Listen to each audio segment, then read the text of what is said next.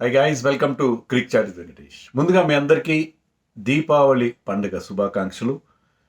ఈ దీపావళి మీ అందరి జీవితాల్లో వెలుగులు విరజిమ్మాలని, మీరు ఆనందంగా, ఆరోగ్యంగా, హాయిగా ఉండాలని చెప్పి నేను కోరుకుంటున్నాను. ఇంత లేట్గా చెప్తున్నాం ఇటు రాత్రిపూట అని మీరు అనుకోవచ్చు. అయితే నేను కెనడాలో ఉన్న సంగతి మీకు తెలుసు కదా. కెనడాలో మరి ఇప్పుడు మాకు పగలు, మీకు రాత్రి అయితే మాకు పగలు. సో మేము దీపావళి ఇప్పుడే జరుపుకుంటున్నాం. సో డిఎల్ఎస్ మెథడ్ గురించి మన వీడియోలో మాట్లాడదాం. అంటే డిఎల్ఎస్ ఏంటనేది నేను ఎక్స్ప్లెయిన్ చేసే ప్రయత్నం చేయను, ఎందుకంటే చాలా కాంప్లెక్స్ స్టాటిస్టికల్ క్యాలిక్యులేషన్ అది. దాన్ని మీకు ఎక్స్ప్లెయిన్ చేయడం నాకు చేత కాదు, ఒప్పుకుంటున్నాను. Because I'm poor in mathematics. నేను చేసినా కూడా, నేను కాదు ఎవరు మంచి ఎక్స్పర్ట్ ఎక్స్ప్లెయిన్ చేసినా కూడా మీరు అర్థం చేసుకోవడం అంత ఈజీ కాదు. చాలా కాంప్లెక్స్ క్యాలిక్యులేషన్ అది. సో దాని గురించి నేను మాట్లాడలేదు. నేను మాట్లాడేది ఏంటంటే, ఎందుకంటే పర్త్ వన్ డేలో ఖచ్చితంగా మనకు ఒక డిసడ్వాంటేజ్ కలిగింది. దానివల్లే మనం ఓడిపోయాను నేను ఏమాత్రం చెప్పాను. ఎందుకంటే ఎప్పుడైతే మీరు 3-4 వికెట్లు చాలా చిన్న స్కోర్కే పోగొట్టేసుకున్నారో అక్కడే మీరు మ్యాచ్ ఓడిపోయారు. తర్వాత రికవరీ చాలా కష్టం. కానీ దానివల్ల డెఫినెట్గా, కేవలం దానివల్ల మనం ఓడిపోయినట్టు కాదు, కానీ డెఫినెట్గా డిసడ్వాంటేజ్ అవుతుంది. ఫస్ట్ బ్యాటింగ్ చేసే టీంకి డిసడ్వాంటేజ్ అవుతుంది. సో ఈ డిఎల్ఎస్ మెథడ్ గురించి మళ్ళీ ఒక్కసారి రీలుక్ చేయాలి, మళ్ళీ దీన్ని పునఃసమీక్షించుకోవాలని చెప్పి ఇప్పుడు అందరూ మాట్లాడుతున్నారు. సునీల్ గవాస్కర్ అన్నాడు, ఇంకా చాలామంది దీని గురించే చర్చ జరుగుతుంది. ఎందుకు డిఎల్ఎస్ ఇలా ఉంది, ఎలా డిసడ్వాంటేజ్ ఇండియాకి అనేది చూద్దాం. ఫస్ట్ అండ్ ఫార్మోస్ట్, మీరు ఇన్నింగ్స్ని పేస్ చేసుకుంటారు. 50 ఓవర్స్ అని చెప్పి మీరు దిగుతారు. దిగినప్పుడు ఏంటంటే ఫస్ట్ కాస్త బౌలర్స్కి అనుకూలంగా ఉన్నప్పుడు కాస్త స్లోగా స్టార్ట్ చేద్దాం, వికెట్స్ ఎక్కువ కోల్పోకుండా చూసుకుందాం అని చెప్పి స్లోగా ఆడతారు. 50 ఓవర్స్ ఉన్నాయిలే అన్న దృష్టితో ఆడతారు కదా మీరు. మీరు ఎప్పుడో ఒక యాక్సిలరేషన్ తర్వాత ప్లాన్ చేసుకుంటారు. కానీ మీకు ఏమైంది, మ్యాచ్ స్టార్ట్ అయినప్పుడు 50 ఓవర్స్ మ్యాచ్ అయింది. తర్వాత 4 ఇంటరప్షన్స్ వచ్చినాయి. As many as 4 interruptions. ఒకటి లాంగ్ ఇంటరప్షన్, మిగతా 30 నిమిషాల ఇంటరప్షన్స్. సో 4 ఇంటరప్షన్స్ వచ్చినప్పుడు మీకు మీ నెంబర్ ఆఫ్ ఓవర్స్ రెడ్యూస్ అవుతూ వస్తున్నాయి. 35 అన్నారు, ఒకసారి 26 అయిపోయింది ఆఖరి చివరికి వచ్చేసరికి. సో మీరు ప్లాన్ చేసుకోలేరు. ఫస్ట్ ఓవర్లో మీరు స్లోగా ఆడారు. మీకు మొదటి నుంచి 26 ఓవర్స్ అని తెలిస్తే మీరు దానికి తగినట్టుగా T20 మ్యాచ్ లాగా ఆడతారు. T20 మ్యాచ్ లాగా ఆడితే మీకు వికెట్ చేతిలో ఉంటాయి. 20 ఓవర్స్లో మీరు కొన్ని వికెట్లు పోయినా పర్లేదు అన్నట్టుగా అగ్రెసివ్గా ఆడే అవకాశం ఉంటుంది. అలా కాదు కదా. ఇప్పుడు మీరు డిఫరెంట్గా ప్లాన్ చేసేది. ది పేసింగ్ ఆఫ్ ది ఇన్నింగ్స్లో చాలా ప్రాబ్లం వస్తుంది. చాలా అంటే చాలా ప్రాబ్లం వస్తుంది. రెండోది ఏంటంటే, వాళ్ళ best bowlers Hazlewood bowled 7 overs, Mitchell Starc bowled 6 overs. మన బౌలర్స్కి వచ్చేసరికి 5 ఓవర్లు మాత్రం వేయాలి, ఒక్క బౌలర్ మాత్రం 6 ఓవర్లు వేస్తారు. సో మన బెస్ట్ బౌలర్స్ని మనం ఎక్కువ ఓవర్లు వేయించుకోవడానికి లేదు. సో వాళ్ళకి ఆ రకంగా అడ్వాంటేజ్ వచ్చింది. థర్డ్ ఏంటంటే, మనం యాక్చువల్గా 136 చేస్తే మన target was reduce to 130. 6 runs పోయినాయి, 131 టార్గెట్ పెట్టారు. సో మనకి 3 రకాలుగా నష్టం జరిగింది. ఇదే కారణం అని నేను ఇప్పటికీ అంటలేదు. మనం ప్లేడ్ బ్యాడ్లీ.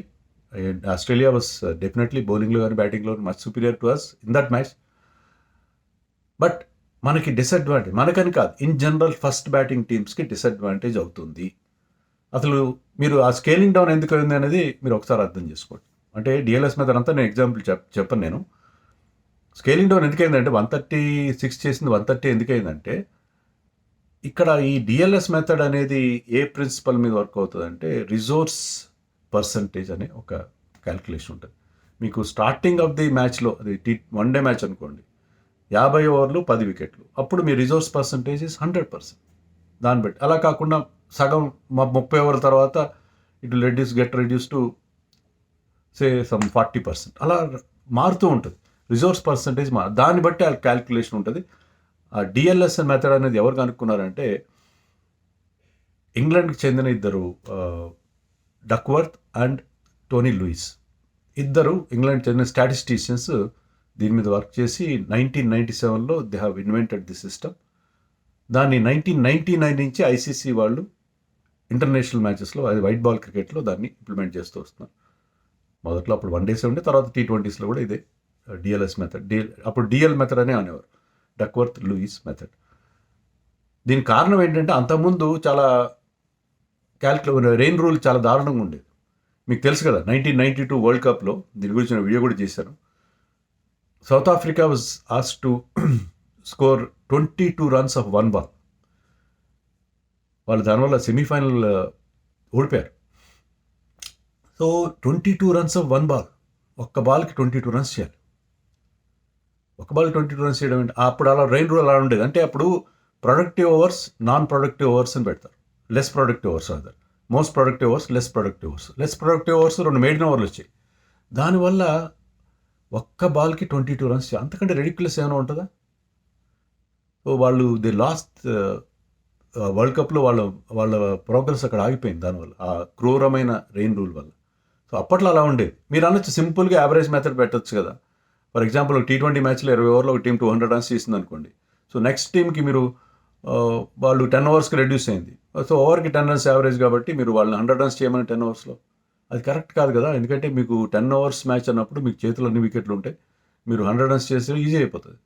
సో 10 ఓవర్స్లో మీరు 4-5 వికెట్లు పడినా సరే మీరు easily can make it. So అందుకని రూల్ అవసరం.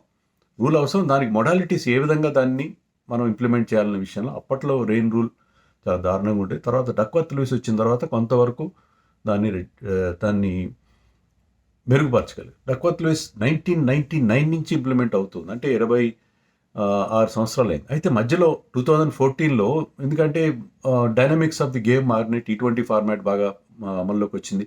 ఇక్కడ హై స్కోరింగ్ అవుతుంది కాబట్టి హై స్కోరింగ్ అయినప్పుడు దీంట్లో చేంజెస్ తీసుకురావాలని చెప్పి చేంజెస్ తీసుకొచ్చారు. ఆ చేంజెస్లో స్టర్న్ అని చెప్పి ఒక ఆస్ట్రేలియన్, అంటే American burn but Australia settle అయిన ఒక స్టాటిస్టిషియన్ స్టర్న్ అనే అతను దీంట్లో చేంజెస్ తీసుకొచ్చారు. దాంట్లో 250 రన్స్ వరకు, అంటే వన్ డే మ్యాచ్ 250 రన్స్ అనుకోండి. 250 రన్స్ బిలో స్కోర్ అయితే ఫస్ట్ బ్యాటింగ్ టీం, దానికి ఒక లెక్క ఉంటుంది. 250 ప్లస్ ఉంటే వేరే, అంటే హై స్కోరింగ్ ఓవర్ మ్యాచెస్ సంబంధించి గేమ్లో ఒక స్పీడ్ పెరిగింది కాబట్టి దాని రకంగా ఇంకా బెటర్ సిస్టమ్ తీసుకొచ్చాడు. దానివల్ల ఇప్పుడు దాన్ని DLS, Duckworth Lewis stern method అంటున్నారు. ముగ్గురు పేర్లు పెట్టి దాన్ని ఇంప్లిమెంట్ చేస్తున్నారు. ఇది ఎలా క్యాలిక్యులేట్ చేస్తారంటే అంతకుముందు స్టర్న్ సిస్టమ్ రాకముందు మీకు పాత సిచ్యుయేషన్స్ తీసుకుంటారు. కొన్ని మ్యాచెస్, పాత మ్యాచెస్ ఆధారంగా వాళ్ళు ఇన్ని వికెట్లు పడి ఇంత ఇలా ఉంటే ఈ రకమైన క్యాలిక్యులేషన్ ఉంటుందని చెప్పేది మొత్తం లిస్టులు ఉంటాయి. ఆ లిస్టు ప్రకారం ఒకవేళ మ్యాచ్ రిడ్యూస్ టు 25 అవర్స్, ఇన్ని వికెట్లు పడ్డాయి దానిపై. వికెట్లు అనేవి చాలా ఇంపార్టెంట్. రిసోర్సెస్, బికాజ్ వికెట్లు నెంబర్ ఆఫ్ ఓవర్స్ రిసోర్సెస్గా పరిగణిస్తారు కాబట్టి ఎన్ని వికెట్లు పడ్డాయి, ఎన్ని ఓవర్లు మిగిలి ఉన్నాయి, దాన్ని ప్రకారం క్యాలిక్యులేట్ చేస్తారు ఆ రిసోర్స్ అనేది. సో డక్వర్త్ లూయిస్లో ఒకవేళ రెయిన్ మ్యాచ్ ఉన్నప్పుడు ఏంటంటే టీం తక్కువ వికెట్లు కోల్పోవాలి. వికెట్లు ఎక్కువ పోయే కొద్దీ మీకు టార్గెట్ మీద టార్గెట్ అవతల వాళ్ళకి అనుకూలంగా మారుతుంది. టార్గెట్ రెడ్యూస్ అవుతూ ఉంటుంది.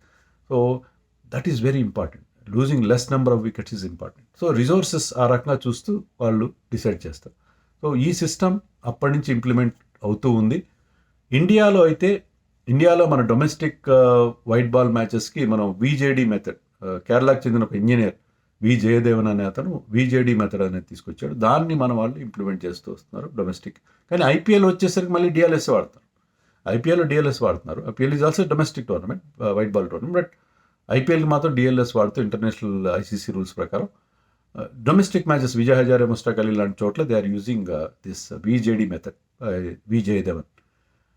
ఇప్పుడు గవాస్కర్ లాంటి వాళ్ళు ఏమంటున్నారంటే ఈ డక్వర్త్ లూయిస్లో ఫస్ట్ బ్యాటింగ్ చేసే టీంకి చాలా డిసడ్వాంటేజ్ అవుతుంది. చాలా డిసడ్వాంటేజ్. సెకండ్ బ్యాటింగ్ చేసే టీంకి కొంత డిసడ్వాంటేజ్ ఉంటుంది. ఏంటంటే వెట్ అవుట్ ఫీల్డ్ ఉంటుంది అనుకోండి. వెట్ అవుట్ ఫీల్డ్ ఉండడం వల్ల వాళ్ళు బాల్ బౌండరీకి వేగంగా వెళ్ళదు, బౌండరీల సంఖ్య తగ్గిపోతుంది. రెండోది ఏంటంటే ఫస్ట్ బ్యాటింగ్ చేసే టీం మొత్తం ఓవర్లు ఆడారు అనుకోండి వన్ డే మ్యాచ్లో, వాళ్ళకి ఎక్కువ పవర్ ప్లే ఓవర్స్ వస్తాయి. సెకండ్ బ్యాటింగ్ చేసే వాళ్ళకి పవర్ ప్లే ఓవర్స్ తగ్గిపోతాయి. ఈ రకంగా వాళ్ళకి కొంత డిసడ్వాంటేజ్ ఉంటుంది. అందుకే ఆ స్కేలింగ్ డౌన్, అంటే మనం 136 నుంచి 130 అవ్వడానికి కారణం అంటే ఆ రకంగా తగ్గుతుంది. బాగానే ఉంది.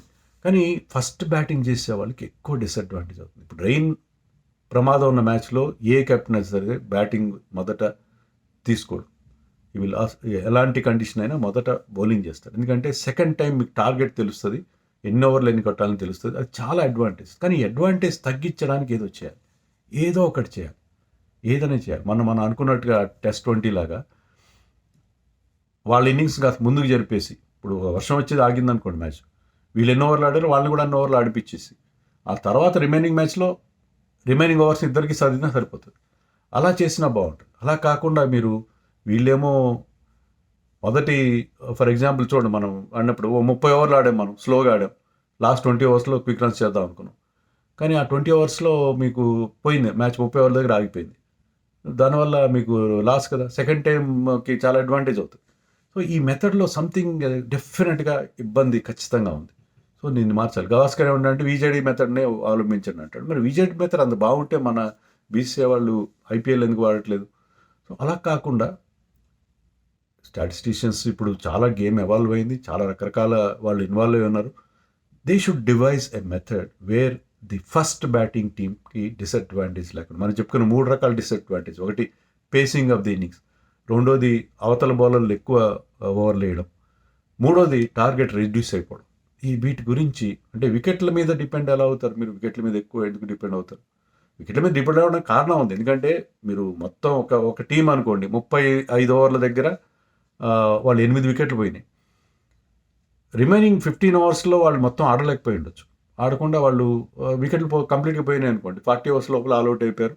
అవతల టీంకి 50 ఓవర్స్తో వస్తాయి. కానీ ఎప్పుడైతే రెస్ట్రిక్ట్ అయిందో మ్యాచ్, వాళ్ళు రిమైనింగ్ వికెట్లతో కొద్ది రన్స్ చేసే అవకాశం ఉంటుంది. సో ఇలాంటప్పుడు scaling down is not bad, but situation తగినట్టుగా ఈ రకమైన సిచ్యుయేషన్కి ఇలా ఉండాలి అని రకరకాల సినేరియోస్ మీరు ఇమాజిన్ చేసుకొని ఈ సినేరియోలో ఇలా ఉండాలి, ఈ సినేరియోలో ఇలా ఉండాలి. అంతేకాకుండా పిడుక్కి బియ్యానికి ఒకటే మంత్రం అని కాకుండా డిఫరెంట్ అంటే ఇప్పుడు ఈ డిఎల్ఎస్ వచ్చిన తర్వాత మీరు ఒక ఫార్ములా ఉంటుంది మీకు కంప్యూటర్లో ఉంటుంది. It cannot be seen on paper. మీకు హార్డ్ కాపీ ఉండదు దీనికి. మీరు దాన్ని ఫీడ్ చేస్తే, సిచ్యుయేషన్ ఫీడ్ చేస్తే you will get the target. అలా కాకుండా రివైజ్ టార్గెట్ విషయంలో మీరు డిఫరెంట్ సినేరియోస్ ఇమాజిన్ చేసి ఆ సినేరియోని బట్టి మీరు ఈ సినేరియోకి ఇలా ఇన్ని ఓవర్లు, ఈ సినేరియోకి ఇంత టార్గెట్, ఈ రకంగా డివైడ్ చేస్తే చాలా బాగుంది. చాలా కాంప్లెక్స్ క్యాలిక్యులేషన్, నో డౌట్. నాకు మ్యాథ్స్ తెలియకపోయినా ఈ క్యాలిక్యులేషన్ ఎంత కాంప్లెక్స్ అనేది నాకు క్లియర్గా అర్థమవుతుంది. సో దాని ప్రకారం చేస్తే ఖచ్చితంగా మనకి బెటర్ రిజల్ట్స్ వచ్చే అవకాశం ఉంటుంది. ప్రస్తుతం ఉన్న సిస్టమ్ ఖచ్చితంగా it is a flat system. ఖచ్చితంగా ఈ సిస్టమ్ వర్కౌట్ అవ్వదు. దీనివల్ల ఫస్ట్ బ్యాటింగ్ వాళ్ళకి డెఫినెట్ డిసడ్వాంటేజ్ ఉంటుంది, సెకండ్ బ్యాటింగ్ వాళ్ళు గెలిచే అవకాశం చాలా. నా దగ్గర స్టాట్స్ అయితే రెడీలీ అవైలబుల్ లేవు, మీరు ఏని అడిగారు నేను చూడండి. ఖచ్చితంగా రెయిన్ రెస్ట్రిక్టెడ్ మ్యాచెస్లో సెకండ్ బ్యాటింగ్ చేసే టీం గెలిచే సందర్భాలు ఎక్కువగా ఉంటాయి. ఎందుకంటే they are at definite advantage and first batting team is definite disadvantage. మరి మీ అభిప్రాయాలు ఏంటో కామెంట్స్లో